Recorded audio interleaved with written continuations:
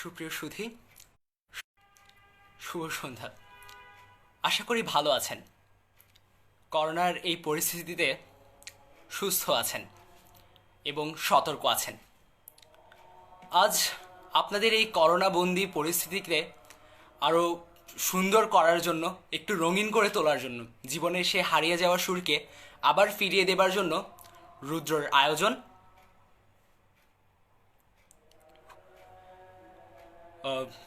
কথা ও কবিতা। আজ আপনাদের সাথে আছি আমি, রুদ্র অরিত্র।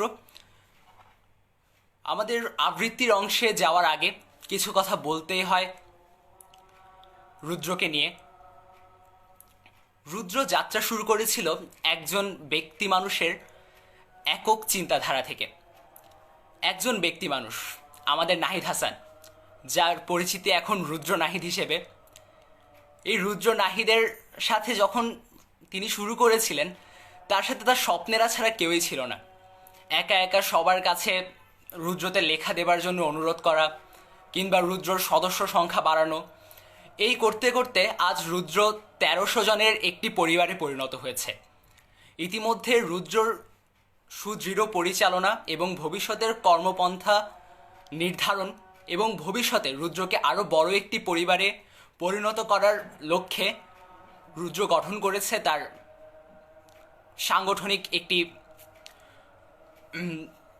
সাংগঠনিক একটি দপ্তর এবং একটি কমিটি, যেখানে ১৩ জন মানুষ, ১৩ জন নেতা আমরা নির্বাচিত করেছি, যারা সামনে রুদ্রকে এগিয়ে নিয়ে যাবে বলে আমরা আশা করছি। বড় কঠিন আজকের পৃথিবী, এখানে কথা রাখে না কেউই।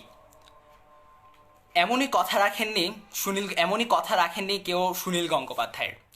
সেই কথা না রাখার বেদনা থেকে সুনীল গঙ্গোপাধ্যায় একটি কবিতা লিখেছিলেন।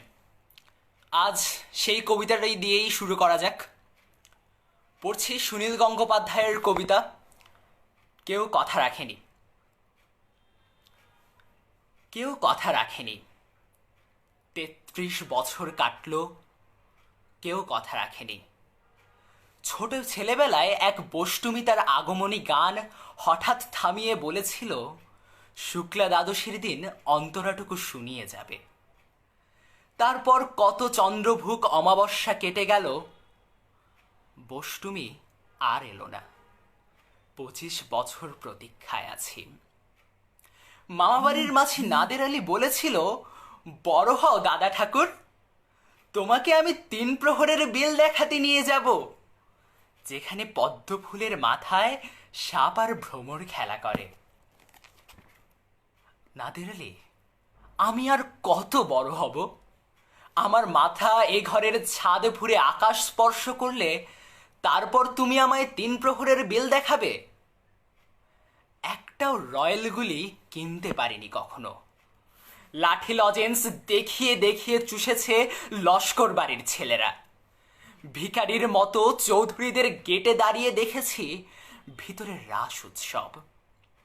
অবিরল রঙের ধারার মতো সুবর্ণ কঙ্কন পরা ফর্সা রমণীরা কত রকম আমোদে হেসেছে। আমার দিকে তারা ফিরেও তাকায়নি। বাবা আমার কাজ ছুঁয়ে বলেছিলেন, দেখিস একদিন আমরাও। বাবা এখন অন্ধ, আমাদের দেখা হয়নি কিছুই। সেই রয়্যালগুলি, সেই লাঠি লজেন্স, সেই রাস উৎসব আমায় কেউ ফিরিয়ে দেবে না। বুকের মধ্যে সুগন্ধি রুমাল রেখে বরুণা বলেছিল,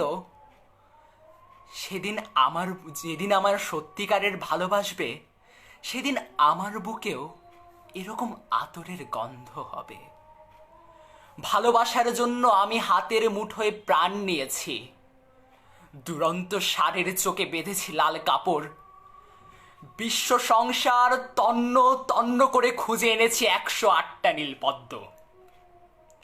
তবু কথা রাখেনি বরুণা।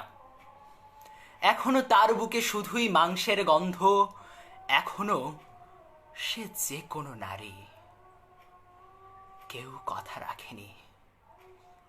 ৩৩ বছর কাটল, কেউ কথা রাখে না। ধন্যবাদ। আজ আমাকে এই অনুষ্ঠানে আমন্ত্রণ জানানোর জন্য আমি ধন্যবাদ জানাতে চাই রুদ্রর প্রতিষ্ঠাতা রুদ্র নাহিদকে। অনেকেই আমাদের রুদ্রর পথ চলা নিয়ে সন্দিগ্ধ আছেন। তারা অনেকেই ভাবছেন এই কোয়ারেন্টাইনময় জীবনে অনেকগুলো সাংস্কৃতিক সংঘ, অনেকগুলো সাংস্কৃতিক পেজ, বিভিন্ন সাহিত্য বিষয়ক পেজ গড়ে উঠেছে, যেগুলো হয়তো বা আর কিছুদিনের মধ্যেই ফুরিয়ে যাবে, যেগুলোর কার্যকারিতা। কিন্তু আমরা বলছি রুদ্র ফুরোবে না, রুদ্র এগিয়ে চলবে। আপনাদের সবার শুভকামনা, আপনাদের সবার ভালোবাসা, সহযোগিতা আমাদের সাথে যদি থাকে, অবশ্যই আমরা সবাই রুদ্রকে সঙ্গে নিয়ে এগিয়ে যাব। রুদ্র আমাদের সকলের একটি পরিবার। এই পরিবার এগিয়ে যাবে।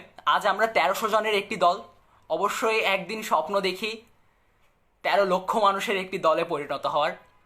আজ রুদ্র কেবল দেশের গণ্ডিতে আটকে নেই, আমরা দেখতে পাচ্ছি রুদ্র দেশের গণ্ডি পেরিয়ে ছড়িয়ে গেছে দেশের বাইরেও। ইতিমধ্যে ওপার বাংলার শিল্পী বঙ্গ প্রিন্স উজান রুদ্রতে সরাসরি পারফরমেন্স করেছেন। সামনে এপার বাংলার আরও প্রথিতযশা কিংবা তরুণ শিল্পীরা এখানে অনুষ্ঠান করবেন এ আশা করছি। আজ এই মঞ্চে আসতে পেরে আমি আসলেই গর্বিত এবং আনন্দিত। যে মঞ্চে, যে প্ল্যাটফর্মে কিছুদিন আগে বাপ্পি জোয়ারদার স্যার, অত্যন্ত প্রথিতযশা একজন আবৃত্তি শিল্পী, তার শহরের একজন প্রতিষ্ঠিত আবৃত্তি শিল্পী, তারা এখানে অনুষ্ঠান করেছেন। সেখানে আসলে অনুষ্ঠান করতে পেরে আমি নিজেকে ধন্য মনে করছি। আমাদের ইচ্ছে রয়েছে সামনে দেশের বিখ্যাত আবৃত্তি শিল্পীরা, দেশ বরেণ্য আবৃত্তি শিল্পীরাও আমাদের এই প্ল্যাটফর্মে অনুষ্ঠান করবেন। শুধু আবৃত্তি শিল্পী নয়, যন্ত্রশিল্পী বা সঙ্গীত শিল্পীদেরও এই প্ল্যাটফর্মে নিয়ে আসার আমাদের ইচ্ছে রয়েছে। সেই সঙ্গে আমরা এই প্ল্যাটফর্মটিকে তরুণ শিল্পীদের জন্য একটি প্ল্যাটফর্ম হিসেবে গড়ে তুলতে চাই। আশা করি তরুণ শিল্পীরা এতে উপকৃত হবেন, দেশের সাহিত্য, দেশের সাংস্কৃতিক অঙ্গন এতে উপকৃত হবে। এবার চলে যাই পরবর্তী কবিতায়। আমার খুব প্রিয় একটি কবিতা, সম্ভবত এই পৃথিবীতে প্রেম নিয়ে লেখা সেরা কবিতা। পড়ছি জীবনানন্দ দাশের বনলতা সেন কবিতাটি। হাজার বছর ধরে আমি পথ হাঁটিতেছি পৃথিবীর পথে, সিংহল সমুদ্র থেকে নিশীথের অন্ধকার মালয় সাগরে অনেক ঘুরেছি আমি। বিম্বিসার অশোকের ধূসর জগতে সেখানে ছিলাম আমি।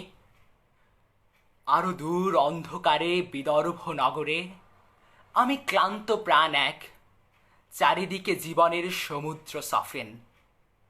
আমারে দুদণ্ড শান্তি দিয়েছিল নাটোরের বনলতা সেন। চুল তার কবেকার অন্ধকার বিদিশার নিশা, মুখ তার শ্রাবস্তির কারুকার্য।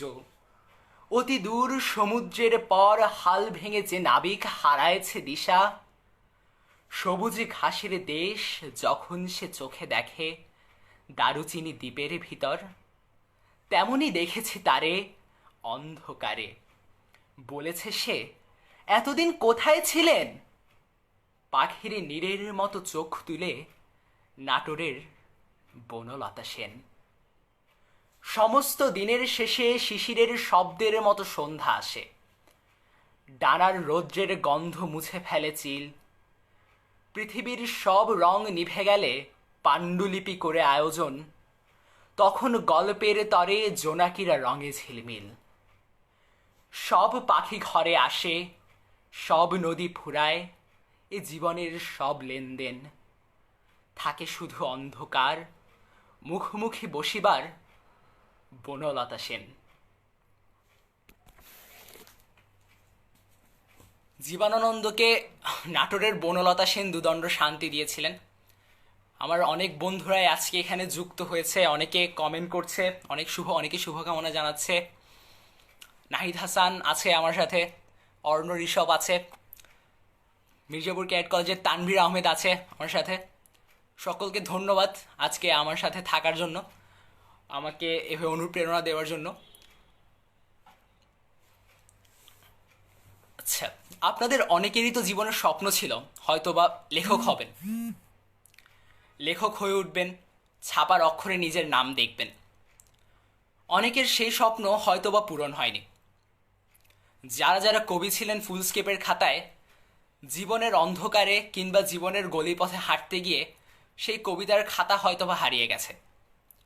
জীবনের অলস দুপুরে বোধহয় অনেকগুলো উপন্যাস লিখেছিলেন, অনেক উপন্যাস না লেখায় রয়ে গেছে, না লেখা না দেখা রয়ে না পূরণ হওয়া রয়ে গেছে ছাপার অক্ষরে নিজের নাম দেখার স্বপ্ন। সেই স্বপ্ন পূরণ করতে হাজির হয়েছি আমরা। আগামী 2021 অমর একুশে গ্রন্থমেলায় রুদ্র প্রকাশ করতে যাচ্ছে তার প্রথম সময়কি, যে সময়কিতে প্রয়োজন আপনাদেরকেও। আপনাদের মতো শৌখিন লেখক থেকে শুরু করে প্রতিভাবান লেখকরা এবং প্রথিতযশা লেখকদের কাছে আমরা আহ্বান করছি তাদের সাহিত্যকর্মের। আপনার সেরা সাহিত্যকর্ম হয়তোবা জায়গা পেয়ে যেতে পারে রুদ্রের সেই সময়কিতে। আপনার পূরণ হতে পারে আপনার ছাপার অক্ষরে নিজের নাম দেখার স্বপ্ন। ইতিমধ্যে আমরা রুদ্রর ফেসবুক গ্রুপে একটি ইভেন্ট শুরু করেছি লেখা আহ্বান নামে। আপনারা সেখানে যুক্ত হতে পারেন এবং rudroliterature@gmail.com নামে আমাদের যে ইমেল ঠিকানা আছে সেখানে আপনাদের লেখা পাঠাতে পারেন। আশা করি আপনার সেরা লেখাটি জায়গা করে নেবে রুদ্রর সময়কিতে। তাছাড়া আপনারা যারা লেখালেখি করে থাকেন সাধারণত, তারা নিয়মিত লিখতে পারেন রুদ্রর ফেসবুক গ্রুপ এবং রুদ্রর ফেসবুক পেজে।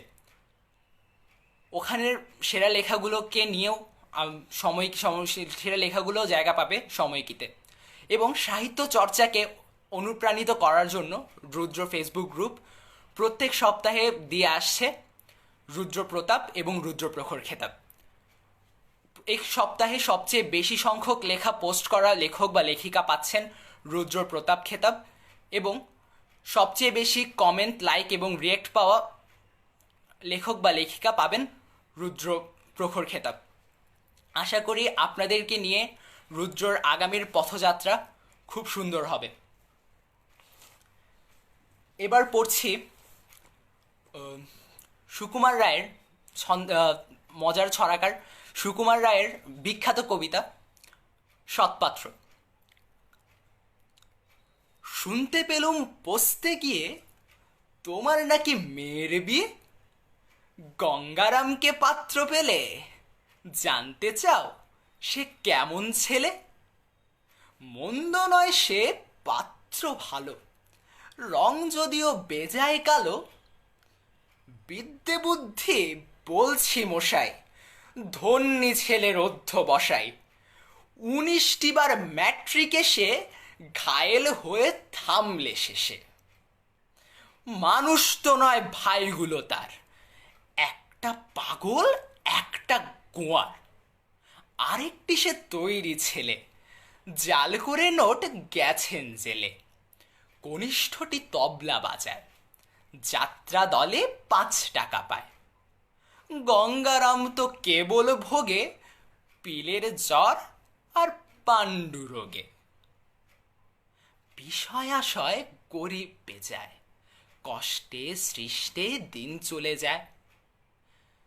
কিন্তু তারা উচ্চ ঘর, কংসরাজের বংশধর। শ্যামলাহিরি বনগ্রামের কি যেন হয় গঙ্গারামের। যা হোক, একটা পাত্র পেলে এমন কি আর মন্দ ছেলে। আজ অনেকেই আমাদের সাথে এই রুদ্রর পেজে যুক্ত হয়েছেন, অনেকেই আমাদের রুদ্রর ফেসবুক গ্রুপ এবং ফেসবুক পেজকে অনুপ্রেরণা দিয়ে যাচ্ছেন সামনে এগিয়ে যাওয়ার। আপনাদের সকলকে ধন্যবাদ রুদ্রের এই পথযাত্রায় আমাদের পাশে থাকার জন্য।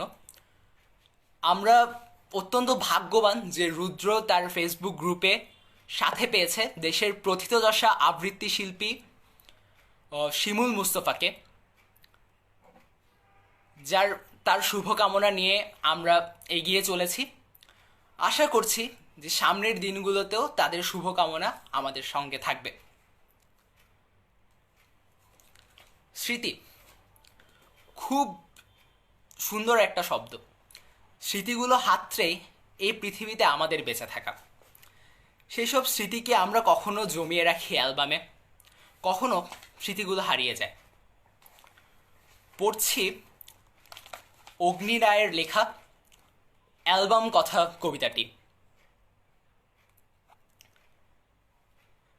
অ্যালবামের সাদা কালো খাড়ির ভিতরে থমকে রয়েছে গুপ্ত শ্বাস শৈবাল, যার প্রতিবিম্বে হারানো শহরের চিলেকোঠা আর কেটে যাওয়া ঘুড়ি। সতর্ক গোয়েন্দা মাছেরা এইসব জব্দ হয়ে থাকা কম্পনগুলি ঘিরে সাঁতার কাটছে ডুব জলে। আরো গভীরে সিঁড়ির দীর্ঘ পোডিয়াম, সমবেত বর্ষা সঙ্গীত, জল আলো করে থাকা কুচবন দ্বীপ্রহর, যার সামনে ট্রেন ছাড়ার পর বুরবাক প্ল্যাটফর্মের মতন দাঁড়িয়ে আছে চাইনিজ ইঙ্ক ছোঁয়া ফাঁকা গ্যালারি। সেই ফাঁকা গ্যালারি থেকে হাসি উপচে পড়ছে, যেন লাফিং ক্লাবের সম্মিলিত হাহাকার। স্টুডিও খ্যাত জন্মদিন মৃত্যুদিনগুলি তোমাদের বিষণ্ণ ডার্করুম ক্রমশ মন্থর করে দিচ্ছে মাঝ মাঠের খেলা। ফাঁকা গ্যালারি থেকে আবার হাসি উপচে পড়ছে, স্মৃতিকে আর পেনাল্টি বক্স পর্যন্ত টানা যাচ্ছে না। তার আগেই ড্রপ খেতে খেতে সে ফিরে যাচ্ছে কাঁটাতারের ওপারে নাছোড় কুয়াশায়। স্মৃতিগুলোকে আর পেনাল্টি বক্স পর্যন্ত টানা যাচ্ছে না। ধন্যবাদ সবাইকে। রেজওয়ানা অসীমা তার মতামত জানিয়েছে, ধন্যবাদ। কেউ কথা রাখেনি কবিতার জন্য। আপনারা সকলেই চাইলে আপনাদের কবিতার অনুরোধ করতে পারেন, চেষ্টা করব কবিতাগুলো আপনাদেরকে শোনানোর। বাঙালি কথা বলতে গিয়ে বা কোনো আচার ব্যবহারে যখনই আটকে গেছে, তখনই বাঙালি ফিরে গেছে একজন মানুষের কাছে। বাঙালি অনুপ্রেরণা খুঁজেছে একজন রবীন্দ্রনাথের কাছে। এশীয়দের মধ্যে প্রথম সাহিত্যে নোবেলজয়ী যে মানুষটি, রবীন্দ্রনাথ ঠাকুর। আজ তারই একটি কবিতা পড়ছি। আসলে আবৃত্তির সভায় রবীন্দ্রনাথের কবিতা না পড়লে নয়। নাহিদ হাসান মন্তব্য করেছে আমি কথা রেখেছি। আশা করি তোমার সব কথাও আমি রাখতে পারবো ভবিষ্যতে। আমাদের রুদ্র পরিবারের আশা ভরসার জায়গা আমাদের নাহিদ হাসান, রুদ্র নাহিদ হিসেবে যে পরিচিত সকলের মধ্যে। অত্যন্ত দক্ষ একজন সংগঠক এবং দক্ষ হাতে রুদ্র পরিবারকে সামলাচ্ছে। পড়ছি রবীন্দ্রনাথ ঠাকুরের বীরপুরুষ কবিতাটি। মনে করো যেন বিদেশে ঘুরে মাকে নিয়ে যাচ্ছি অনেক দূরে। তুমি যাচ্ছ পালকিতে মা চড়ে, আমি যাচ্ছি রাঙা ঘোড়ার পরে। টগবগিয়ে তোমার পাশে পাশে, রাস্তা থেকে ঘোড়ার ঘুরে ঘুরে রাঙা ধুলোয় মেঘ উড়িয়ে আসে। সন্ধে হলো, সূর্য নামে পাটে, এলেম যেন জোড়া দিঘির মাঠে। ধু ধু করে যেদিকে পানে চাই, কোনোখানে জনমানব নাই। তুমি যেন আপন মনে তাই ভয় পেয়েছ, ভাবছ এলেম কোথা। আমি বলছি ভয় করো না মাগো, ওই দেখা যায় মরা নদীর সোতা। চোর কাটাতে মাঠ রয়েছে ঢেকে, মাঝখানেতে পথে গিয়েছে বেঁকে। গরু বাছুর নাইকো কোনোখানে, সন্ধে হতেই গেছে গায়ের পানে। আমরা কোথায় যাচ্ছি কে তা জানে, অন্ধকারে দেখা যায় না ভালো। তুমি যেন বললে আমায় ডেকে, দিঘির ধারে ওই যে কিসের আলো। এমন সময় হারে রে রে রে রে রে রে রে রে রে, ওই যে কারা আসতেছে ডাকছে রে। তুমি ভয়ে পালকিতে এক কোণে ঠাকুর দেবতা স্মরণ করছো মনে। বেয়ারাগুলো পাশেরে কাটা বনে পালকি ছেড়ে কাঁপছে থর থর। আমি যেন বলছি তোমায় ডেকে, আমি আছি, ভয় কেন মা করো। হাতে লাঠি, মাথায় ঝাঁকড়া চুল, কানে তাদের গোজা জবার ফুল। আমি বলি, দাঁড়া, খবরদার, এক পা কাছে আসিস যদি আর, এই চেয়ে দেখ আমার তলোয়ার, টুকরো করে দেব তোদের সেরে। শুনে তারা লম্ফ দিয়ে ওঠে, চেঁচিয়ে ওঠে, আরে রে রে রে রে রে রে রে রে। তুমি বললে, যাসনে খোকা ওরে। আমি বলি, দেখো না চুপ করে। ছুটিয়ে ঘোড়া গেলেম তাদের মাঝে, ঢাল তলোয়ার ঝনঝনিয়ে বাজে, কি ভয়ানক লড়াই হলো মাঝে। শুনে তোমার গায়ে দেবে কাঁটা, কত লোক যে পালিয়ে গেল ভয়ে, কত লোকের মাথা পড়ল কাটা। এত লোকের সঙ্গে লড়াই করে ভাবছো খোকা গেলই বুঝি মরে। আমি তখন রক্ত মেখে ঘেমে বলছি এসে, লড়াই গেছে থেমে। তুমি শুনে পালকি থেকে নেমে চুমু খেয়ে নিচ্ছ আমায় কোলে, বলছো ভাগ্যে খোকা সঙ্গে ছিল, কি দুর্দশাই হতো তা না হলে। রোজ কত কি ঘটে যাহা তাহা, এমন কেন সত্যি হয় না আহা। ঠিক যেন এক গল্প হতো তবে, শুনতো যারা অবাক হতো সবে। দাদা বলতো, কেমন করে হবে, খোকার গায়ে এত কি জোর আছে। পাড়ার লোকে বলতো সবাই শুনে, ভাগ্যে খোকা ছিল মায়ের কাছে। ধন্যবাদ। আমি যখনই আমার আবৃত্তি জীবনের দিকে ফিরে তাকাই অথবা আবৃত্তি জীবনের গল্প মানুষজনকে শোনাই, তখন সবাই প্রশ্ন করে আমার জীবনের প্রথম মঞ্চ পরিবেশনে নিয়ে। সত্যি কথা বলতে গেলে এই জীবনে অনেকবার মঞ্চে আবৃত্তি করেছি কিংবা নানা কারণে মঞ্চে উঠেছি, কিন্তু সত্যি কথা বলতে জীবনের প্রথমবার মঞ্চে ওঠার অভিজ্ঞতা আমি বলবো এই জীবনের সেরা অভিজ্ঞতা। তখন তেমন কিছু বুঝতাম না, সবে প্রথম শ্রেণীতে পড়ি। বোধন আবৃত্তি পরিষদের সাথে আমার আবৃত্তি জীবন শুরু।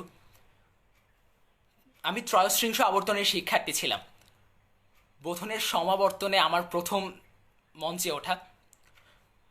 মঞ্চের মূল অনুষ্ঠান শুরু হওয়ার আগে আমাদের মঞ্চে একটু মহড়া করানো হচ্ছিল।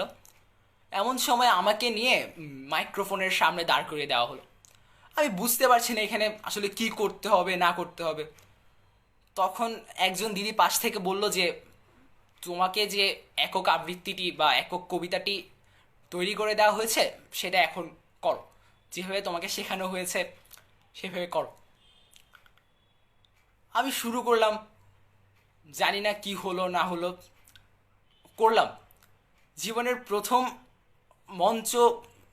মঞ্চে দাঁড়ানোর অভিজ্ঞতা আসলে কিছু বুঝতে না বুঝতেই শেষ হয়ে গেল। প্রথমবার বলে হয়তো বা তেমন একটা ভয় কখনো কাজ করেনি আমার ভেতরে, সেটা খুব ভালো একটা দিক ছিল। এবার নাহিদ হাসান অনুরোধ করছে একটি স্বরচিত কবিতার জন্য। স্বরচিত কবিতা আসলে লেখার চেষ্টা করি, অতটা ভালো হয় না অবশ্য, তবুও বন্ধু নাহিদ হাসানের অনুরোধ আসলে ফেলা যায় না, তার কথা রাখতেই হয়। চেষ্টা করছি একটা স্বরচিত কবিতা আবৃত্তি করার।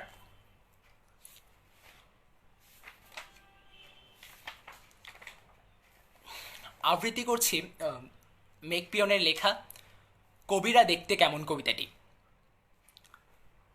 কবিরা দেখতে কেমন আমি আসলে জানি না, তাদের কখনো দেখিনি হয়তোবা। জানি না তারা আসলে কিভাবে হাঁটেন, চলেন, বলেন, কিভাবে লেখেন কিংবা কিভাবে ভাবেন। তারা কি নিজের আশেপাশের সবাইকে নিয়েই কবিতা লেখেন? গাছ দেখলেই কাব্য আসে? জানি না, দু একজন কবির সাথে দেখা হলে ভালো হতো। তারা কি আড্ডা দেন আমাদের মতো? আমরা যেমন ব্যাক বেঞ্চার্স ক্লাব পেছনের বেঞ্চে স্যারের জ্যামিতি ক্লাসের ফাঁকে আড্ডা দিয়ে থাকি। আচ্ছা, তারা কি খুব কঠিন ভাষায় কথা বলেন, খুব সুকঠিন শব্দ প্রয়োগ করে? জানি না। তাদের চেহারা কি খুব গম্ভীর, নাকি সদা হাস্যোজ্জ্বল? জানি না, বুঝতেও পারি না। তারা কি খুব বেশি স্বপ্ন দেখেন? বুঝতে পারছি না। আপনারা হয়তো আমায় এখন পাল্টা প্রশ্ন করতে পারেন, এই সেদিনের ছোড়া কবিদের নিয়ে এত প্রশ্ন করছে কেন? আমি আপনাকে একটা কথা বলি, আসলে আমি আমিকে হারিয়ে ফেলেছি। আমার ঘরে আয়না না থাকায় নিজেকে দেখিনি কখনো। আর আমিও মাঝে মাঝে এক দু লাইন লিখি টিখি আর কি।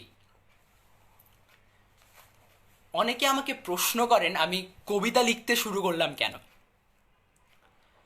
সেটার উত্তর আসলে আমি নিজেও জানি না। কবিতা যদি কোনো ছোঁয়াচে রোগ হয়ে থাকে, তবে আমি বলবো আমি সেই ছোঁয়াচে রোগটা পেয়েছি বিখ্যাত কবি নির্মলেন্দু গুণের কাছ থেকে। সেটা 2011 সালের কথা। বোধনের রজত জয়ন্তী উৎসবে এসেছিলেন বিখ্যাত কবি নির্মলেন্দু গুণ। খুব ছোট ছিলাম বিধায় আমাকে মঞ্চে পাঠানো হলো তাকে ফুল দেওয়ার জন্য। তাকে ফুল দিলাম। ফুল দিয়ে যখন মঞ্চ থেকে নামলাম, আমাকে আদর করে তিনি কোলের ওপর বসিয়েছিলেন। একটা ছবি এখনো আমার বাসায় আছে নির্মলেন্দু গুণের সাথে। আজ নির্মলেন্দু গুণের একটা কবিতা না পড়লেই নয়। নির্মলেন্দু গুণের খুব ছোট একটা কবিতা পড়ছি। ছোট একটা কবিতা, অত্যন্ত সহজ ভাষায় লেখা, কিন্তু আমার মনে হয় এ পর্যন্ত বাংলা ভাষায় সাম্প্রদায়িকতাকে নিয়ে লেখা সেরা কবিতাগুলোর, সাম্প্রদায়িকতা বা অসাম্প্রদায়িক চেতনায় উদ্বুদ্ধ হয়ে লেখা সেরা কবিতাগুলোর একটি। আবৃত্তি করছি নির্মলেন্দু গুণের কসাই কবিতাটি। একদিন এক বিজ্ঞ কসাই ডেকে বললেন, এই যে মশাই, গরু কেন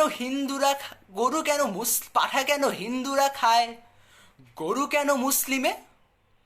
আমি বললাম, সে তো অনেক কথা, ফ্রেশ করে তা লিখতে হবে কর্ণফুলীর এক রিমে। কসাই বলে, তা বেশ বলেছেন খাঁটি, আমি কিন্তু একই ছোড়ায় ওই দুটোকেই কাটি। জানি আজকের এই সাম্প্রদায়িক সমাজে এখনো ধর্মকে নিয়ে বাড়াবাড়ি হয়। এখনো মানুষ ধর্মের নামে অন্যের দেবালয় ধ্বংস করে। এখনো মানুষ ধর্মের নামে মানুষকে হত্যা করে। এই কয়েকটা বছর আগে হলি আর্টিজানের হত্যাকাণ্ড, কিংবা আরও কিছু বছর পিছিয়ে গেলে উত্তম বড়ুয়ার ফেসবুক স্ট্যাটাসকে কেন্দ্র করে রামুতে যে বৌদ্ধ বিহার ধ্বংস করার যজ্ঞ চলেছিল, সেগুলো আসলেই আমাদের মানব সত্তার জন্য, মানব সমাজের জন্য লজ্জার কারণ হয়ে দাঁড়িয়েছিল। কিন্তু আজ সেসব আমরা কাটিয়ে উঠেছি, আমাদের দেশে সাম্প্রদায়িক চেতনা এসেছে। হ্যাঁ জানি, আজ একটা স্বাধীন দেশে দাঁড়িয়ে যে দেশটি আর কয়েক বছর পর তার স্বাধীনতার সুবর্ণ জয়ন্তী পালন করতে যাচ্ছে, সেখানে এখনো ধর্মীয় সংখ্যালঘু কিংবা সংখ্যাগুরুর প্রশ্ন আসছে। এটা আমাদের জন্য সত্যিই লজ্জার। এখন একটু ওপার বাংলার কয়েকজন কবির কবিতা আবৃত্তি করার চেষ্টা করি। প্রথমে পড়ছি ওপার বাংলার প্রিয় কবি শঙ্খ ঘোষের লেখা নিরুত্তর চিঠি কবিতাটি। এই চিঠি লেখার কোনো মানে নেই জানি, তবু লিখি। শ্মশান উপান্ত থেকে ফলিডলে পাশে রেখে লিখি, আমাদের কথা কিছু ভাবেন কখনো, কখনো বলেন কারো কাছে? বহুকাল থেকে শুনি ওসির চাইতেও নাকি মসি শক্তি বড়, কোথায় সে মনীষীর মসি? কোথাও কখনো কোনো গুঞ্জন ধ্বনি আজ শুনতে পান আমাদের নিয়ে? কোথাও কখনো কোনো আর্তনাদ দেখতে পান? সে চিহ্ন বুকের কোনো কোণে ক্ষতরেখা রেখেছে কখনো? হলেও বা ক্ষীণ রেখা, হলেও বা খুব সন্তর্পণে। রেখা বলতে মনে পড়ে সরল করুণ রজ্জু টান সিলিংয়ে লটকানো। রেখা বলতে মনে পড়ে ঝুলে থাকা লম্বমান বহুকেলে উপসী শরীর, একটা দুটো তিনটে নয়, সারি সারি।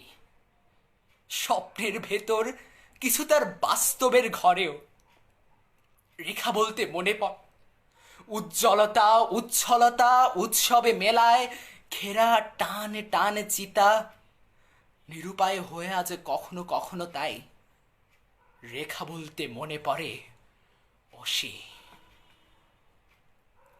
এ চিঠি লেখবার কোনো মানে হয় না, তবু লিখে যাই।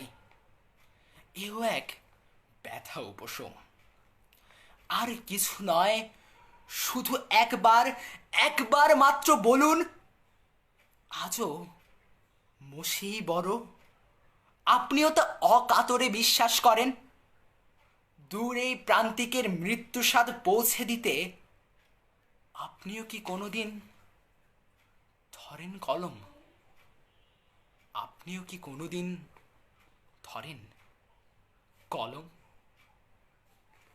ধন্যবাদ। আপনারা সবাইকে আজ লাইভে পেয়ে খুব অনুপ্রাণিত বোধ করছি। সকলকে অসংখ্য ধন্যবাদ আবারও আমার সাথে লাইভে যুক্ত হবার জন্য। আসলে আমরা যারা তরুণ আবৃত্তি শিল্পী, তাদের কাছে আপনাদের অনুপ্রেরণাই আসলে সব কিছু। আপনাদের অনুপ্রেরণাই আপনাদের অনুপ্রেরণাই আসলে সামনে এগিয়ে যাবার প্রেরণা।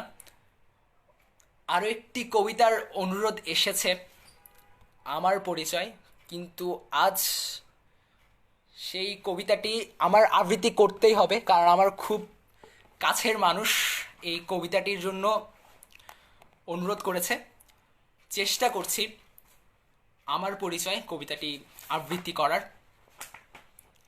আমার পরিচয় কবিতাটি নিয়ে অনেক স্মৃতি রয়েছে। আসলে এই কবিতাটি পড়তে পেরে খুব ভালো লাগছে।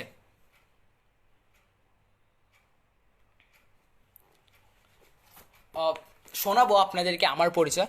তার আগে আরেকটি কবিতা আপনাদেরকে শোনাতে চাই। ফিরবো অবশ্যই, আমার পরিচয় নিয়ে ফিরবো। আমার প্রিয় আবৃত্তি শিল্পী শিমুল মুস্তফা যে কবিতাটি আবৃত্তি করে থাকেন সাধারণত, তার কণ্ঠে খুবই বিখ্যাত হয়েছে কবিতাটি। আজ সেই কবিতাটি পড়ার চেষ্টা করছি। শক্তি চট্টোপাধ্যায়ের লেখা আমার অবনী বাড়ি আছো কবিতাটি। দুয়ারেটে ঘুমিয়ে আছে পাড়া, সহসা শুনি রাতের করা নাড়া। অবনী, অবনী বাড়ি আছো? অবনী, আধেক লীন হৃদয় দূরগামী, ব্যথার মাঝে ঘুমিয়ে পড়ি আমি। সহসা শুনি রাতের করা নাড়া। অবনী, অবনী বাড়ি আছো? বৃষ্টি পড়ে এখানে 12 মাস, এখানে মেঘ গাভীর মতো চড়ে। পরাণ মুখ সবুজে নালি ঘাস দুয়ার চেপে ধরে। অবনী, অবনী বাড়ি আছো? অবনী, অবনী বাড়ি আছো?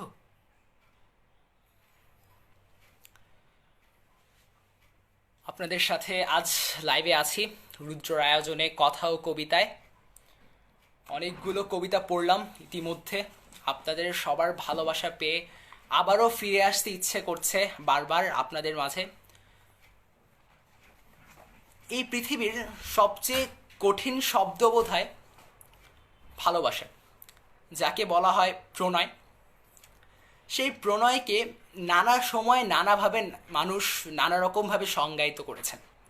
আর কবিরা তো প্রণয়কে নানাভাবে সংজ্ঞায়িত করতে ব্যস্ত। তেমনি কবি অদিতি বসু রায়, আবৃত্তি করছি তার লেখা প্রণয় কবিতাটি। যে অভিজ্ঞতার নাম আমি রেখেছি প্রণয়, সে তোমার কাছে মেট্রোর থার্ড রেল। সে এখনো বসন্তের সকালে কাগজে শিরোনাম যুগল মৃত্যু, কিংবা দীঘায় লুকোনো হোটেলে ফাঁকা বিষের শিশি। আসলে আমরা সবাই একই পথে যাই। কেউ হয় রবিশঙ্কর, কেউ বা ফেসবুকে কমিটেড স্ট্যাটাস। এসব পুরনো কিস্সা, এসব চর্যাপদ থেকে চর্চিত শিমুল বীজের ওরাউরি, যার জন্য কেউ কেনে বেনারসি, কেউ কেনে অ্যালজোলাম 0.5। এই হলো সেই গান যাকে নিয়ে ডিলান একক অ্যালবার্ট হলে, সেই একই কারণে নন্দন বিকেলে মেয়েটির গুর্জরি শাড়ি। এই অভিজ্ঞতাকে আমি দেখেছি খুনি, তাই গোয়া বিচে শুয়ে থাকি ইতালীয় নাবিক, হাওয়াই ওরে কোকেনের ঘ্রাণ। দেখেছ তো একই পথে কত আসা যাওয়া। তুমি একে ডেকেছ ভ্যালেন্টাইন্স ডে নামে, আমি জানি এরই নাম সরস্বতী পুজো। আসলে ভালোবাসাকে আমরা অনেকেই অনেক নামে ডেকেছি। আচ্ছা, এবার একটা প্রশ্ন, যার জীবনে দুঃখ নেই সে মানুষটা কি আসলেই সুখে থাকে? দুঃখহীন উত্তেজনাহীন জীবনের মধ্যে কি আদৌ সুখ লুকিয়ে থাকে? হয়তোবা থাকে না, কিংবা কবিরা একটু খেয়াল ভোলা বা আলা ভোলা বলে তাদের জীবনের সুখের সংজ্ঞা হয়তোবা একটু অন্যরকম হয়। সেই তেমনই দুঃখহীন এক অবস্থাকে নিয়ে লিখেছেন কবি অনুপম রায়। আবৃত্তি করছি তার লেখা আমার কোনো দুঃখ নেই কবিতাটি। আমার সিঙ্গারা থেকে ফুলকপির মতো উঁকি মারে আমার ঘটনাহীন জীবনের বোগাস চেতনা। রোজ ভাবি ফাঁকা রাস্তায় চেয়ার পেতে বসবো, অস্বস্তি করে। তাকিয়ে থাকবে ওই চেনা বাড়ির অচেনা মানুষগুলো। সমস্ত রাত ঝরে পড়বে পাতা, আর ঢেকে যাবে কোমর পর্যন্ত। কোমল থেকে অতি কোমল, অতি কোমল থেকে ধৈবত গড়িয়ে পড়ে রেলিংয়ে শুকোতে দেওয়া বিছানার চাদরের মতো। কেউ তাকে তুলে নিয়ে যায় ধুলো ছেড়ে, ভাঁজ করে রাখবে বলে। সেই রেলিংয়ের ফাঁকা অংশে আটকে থাকে আমার চাহনি। প্রতিদিনকার মতো আজকেও পেলাম না এক মুঠো উত্তেজনা। এদিকে সবার কাছে খবর আছে আমার কোনো দুঃখ নেই। সবার কাছে সে একই খবর আছে, আমার কোনো দুঃখ নেই। এবার আবার ফিরে আসা যাক জীবনানন্দ দাশের কাছে। জীবনানন্দ দাশের লেখা আমার খুব প্রিয় কবিতা ৮ বছর আগের একদিন কবিতাটি আবৃত্তি করছি। আজকের এই পৃথিবীতে যখন কিছুতে কিছু হলেই মানুষ আত্মহত্যা করছে, সেই পৃথিবীতে দাঁড়িয়ে এই কবিতাটি অত্যন্ত প্রাসঙ্গিক বলে আমার মনে হয়। বিশেষজ্ঞরা কি বলবেন সেটা তাদের উপরেই ছেড়ে দিলাম। পড়ছি জীবনানন্দ দাশের ৮ বছর আগের একদিন কবিতাটি। শোনা গেল লাশ কাটা ঘরে নিয়ে গেছে তারে। কাল রাত ফাল্গুনের রাতের আধারে, যখন গিয়াছে ডুবে পঞ্চমীর চাঁদ, মরিবার স্বাদ হলো তার। বধূ শুয়েছিল পাশে, শিশুটিও ছিল। প্রেম ছিল, আশা ছিল, জ্যোৎস্নায় তবু সে দেখিল কোন ভূত। ঘুম কেন ভেঙে গেল তার? অথবা হয়নি ঘুম বহুকাল। লাশ কাটা ঘরে শুয়ে ঘুমায় এবার। এই ঘুম চেয়েছিল বুঝি? রক্ত ফেনা মাখা মুখে, মরকের ইঁদুরের মতো ঘাড় গুঝি আধার খুঁজির বুকে ঘুমায় এবার। কোনোদিন জাগিবে না আর, কোনোদিন জাগিবে না আর, জানিবার গাঢ় বেদনার অবিরাম অবিরাম ভার সহিবে না আর। এই কথা বলেছিলে তারে। চাঁদ ডুবে চলে গেলে অদ্ভুত অন্ধকারে, যেন তার জানালার ধারে উটের গ্রীবার মতো কোনো এক নিস্তব্ধতা এসে, তবুও তো প্যাঁচা জাগে। গলিত স্থবির ব্যাং আরো 2 মুহূর্তের ভিক্ষা মাগে, আরেকটি প্রভাতের ইশারায় অনুমেয় উষ্ণ অনুরাগে। টের পাই যূথচারী আধারের গাঢ় নিরুদ্দেশে চারিদিকে মশারির ক্ষমাহীন বিরুদ্ধতা। মশা আর তার সংগ্রামে জেগে থাকে জীবনের স্রোত ভালোবেসে। রক্ত ক্লেদ বসা থেকে রৌদ্র ফের উড়ে যায় মাছি। সোনালি রোদের ঢেউয়ে উড়ন্ত কীটের খেলা কত দেখিয়াছি। ঘনিষ্ঠে আকাশে যেন যেন কোনো বিকীর্ণ জীবন, অধিকার করে আছি ইহাদের মন। দুরন্ত শিশুর ঘাতে ফড়িংয়ের ঘন শিহরণ, মরণের সাথে লড়িয়াছে। চাঁদ ডুবে গেলে পর প্রধান আধারে তুমি অশ্বত্থের কাছে।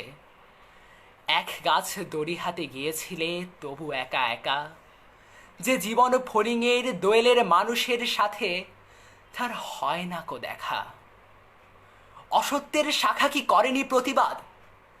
জোনাকির ভিড় এসে সোনালি ফুলের স্নিগ্ধ জাখে করেনি কি মাখামাখি? থুথুরে অন্ধ প্যাঁচা এসে বলেনি কি, বুড়ি চাঁদ গেছে বুড়ি বন জলে ভেসে? চমৎকার। ধরা যাক 2-1টা ইঁদুর এবার। জানায়নি প্যাঁচা এসে তুমুল গাঢ় সমাচার। জীবনের এই স্বাদ, সুপক্ক জবের ঘ্রাণ হেমন্তের বিকেলের, তোমার অসহ্য বোধ হলো মর্গে কি হৃদয়ে জুড়ালো? মর্গে ঘুমটে থ্যাতা ইঁদুরের মতো রক্ত মাখা ঠোঁটে শোনো, তবুও মৃতের গল্প কোনো নারীর প্রণয়ে ব্যর্থ হয় নাই। বিবাহিত জীবনের স্বাদ কোথাও রাখেনি কোনো খাদ।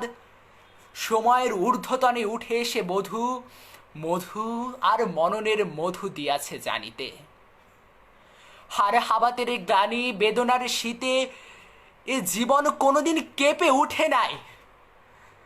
তাই লাশ কাটা ঘরে চিত হয়ে শুয়ে আছে টেবিলের পরে।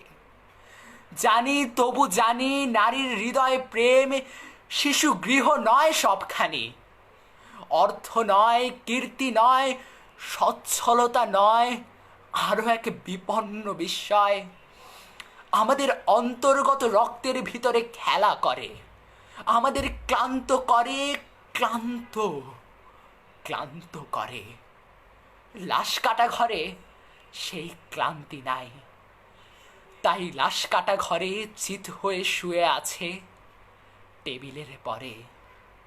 তবু রোজ রাতে আমি চেয়ে দেখি, আহা, থুথুরে অন্ধ প্যাঁচা অসত্যের ডালে বসে আছে। চোখ পাল্টায় কয়, বুড়ি চাঁদ গেছে বুঝি বন জলে ভেসে? চমৎকার। ধরা যাক 2-1টা ইঁদুর এবার। হে গাঢ় প্রগাঢ় পিতামহী, আজও চমৎকার। আমিও তোমাদের মতো বুড়ো হব। বুড়ি চাঁদটারে আমি করে দেব কালী দেহে বেনো জলে পার। আমরা দুজনে মিলে শূন্য করে চলে যাব জীবনের প্রচুর ভাড়ার। ধন্যবাদ, ধন্যবাদ সবাইকে। আপনাদের যে ভালোবাসা আজকে পেয়েছি তার আসলে তুলনা হয় না। আজ আপনাদের ছেড়ে যেতে হচ্ছে না, যেতে নাহি চাই তবু চলে যেতে হয়, বিদায় নিতে হবে। যাবার আগে একটাই আহ্বান, রুদ্রর সাথে থাকবেন, রুদ্রর পথ চলাকে আপনারা সুন্দর করে তুলবেন।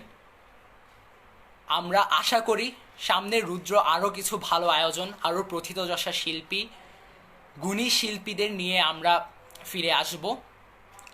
যাবার আগে শেষ কবিতাটি আবৃত্তি করি, রবীন্দ্রনাথ ঠাকুরের প্রার্থনা কবিতাটি। চিত্ত যেথা ভয় শূন্য, উচ্চ যেথা শির, জ্ঞানে যেথা মুক্ত, যেথা গৃহের প্রাচীর, আপন প্রাঙ্গণ তলে দিবস সর্বরি, বসুধারে রাখে নাই খণ্ড ক্ষুদ্র করি। যেথা বাক্য হৃদয়ের উৎসমুখ হতে, উচ্ছ্বসিয়া উঠে যেথা নির্বারিত স্রোতে। যেথা তুচ্ছ আচারের মরুবালু রাশি, বিচারের স্রোতপথ ফেলে নাই গ্রাসী। পৌরুষের করেনি শতধা নিত্য যেথা, তুমি সর্বকর্ম চিন্তা আনন্দের নেতা।